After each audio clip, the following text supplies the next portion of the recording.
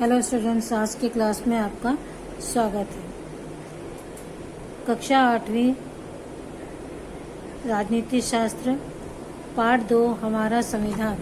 प्रश्न पहला, संविधान किसे कहते हैं? संविधान क्या है? संविधान सभा का गठन क्यों किया गया था? संविधान नियमों का वह संकलन है जिसमें हमारे देश की व्यवस्था की रूपरेखा एवं हमारी सामाजिक आदर्श लिखित हैं। संविधान सभा में कई समस्याओं पर विस्तार से चर्चा की गई।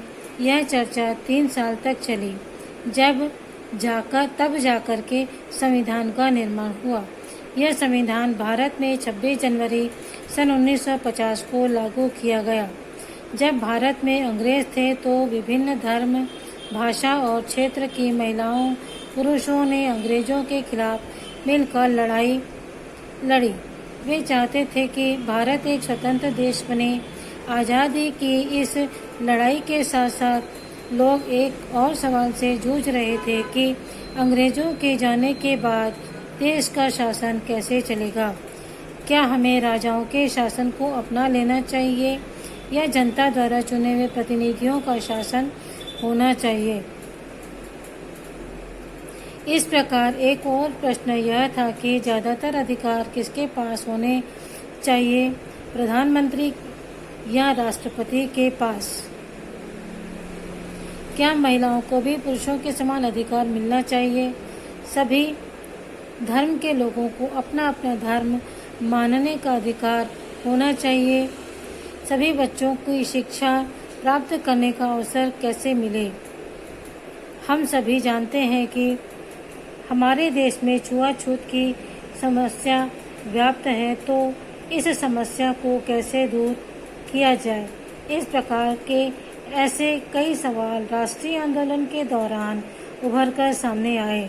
इन सवालों पर बातचीत करके फैसला करने के लिए एक समूह का गठन किया गया। इसे संविधान सभा कहा गया। प्रश्न दूसरा, संविधान की आवश्यकता किन परिस्थितियों में हुई? संविधान सभा ने शासन का स्वरूप जैसे प्रधानमंत्री और राष्ट्रपति का चुनाव किस प्रकार होना चाहिए एवं उन्हें कौन कौन से कार्य करने होंगे, विधानसभा एवं संसद क्या कार्य करेगी, मंत्रियों का क्या काम होगा आदि निर्धारित किया। इसके साथ साथ आवश्यकता इस बात की थी कि शासन अपनी शक्तियों का गलत उपयोग न कर पाए। इसके लिए संविधान की आवश्यकता महसूस हुई। प्रश्न तीसरा,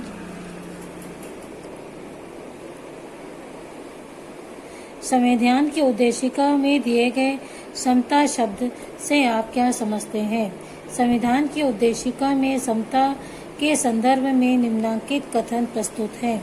सामाजिक, आर्थिक और राजनीतिक न्याय, विचार अभिव्यक्ति, विश्वास, धर्म और उपासना की स्वतंत्रता, प्रतिष्ठा और अवसर की समता प्राप्त करने के लिए दृढ़ संकल्प होकर अपने इस संविधान सभा में 26 नवंबर 1949 ईस्वी को एतद द्वारा संविधान को अंगीकृत, अधिनियमित और आत्मार्पित करते हैं।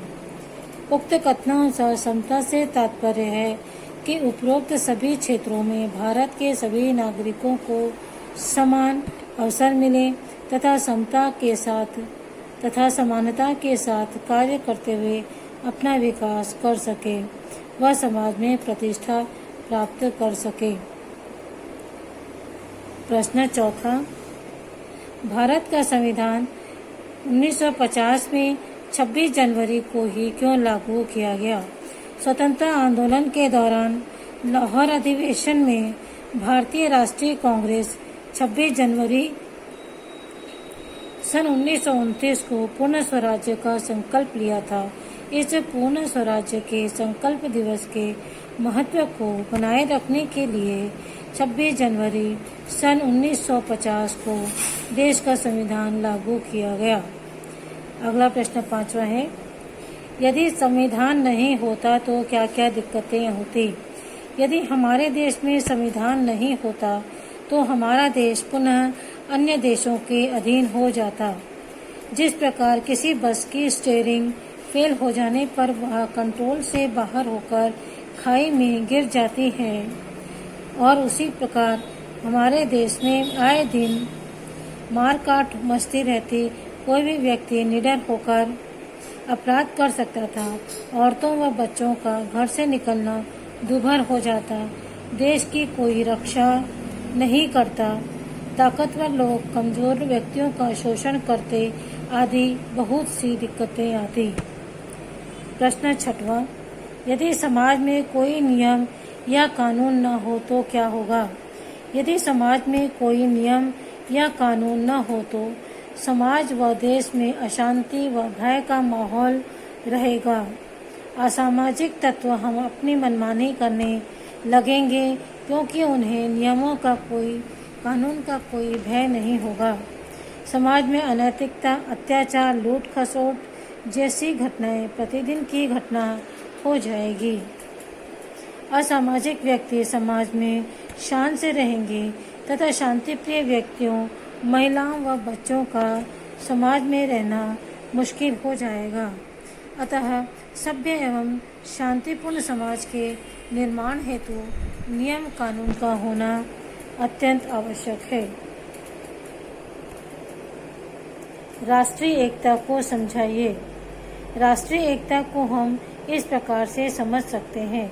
जब जलियांवाला बाग हत्याकांड हुआ, इस हत्याकांड में एक ब्रिटिश जनरल ने शांति प्रिय निहत्थे लोगों पर, जो बाग में इकट्ठे होकर के सभा कर रहे थे, गोलियां चलवा दी। बहुत से लोगों की जाने गई। महिला, पुरुष, हिंदू, मुसलमान, सिख व ईसाई, कितने सारे लोग थे जो अंग्रेजों की नीति का विरोध करने के लिए जमा हुए थे। इस आंदोलन के माध्यम से देश में राष्ट्रीय एकता की भावना लोगों में जागृत हुई। इसके साथ ही बेटा आज के प्रश्नोत्तर पार्ट 2 के समाप्त होते हैं। अगला पार्ट अगले वीडियो में देखेंगे। बाय।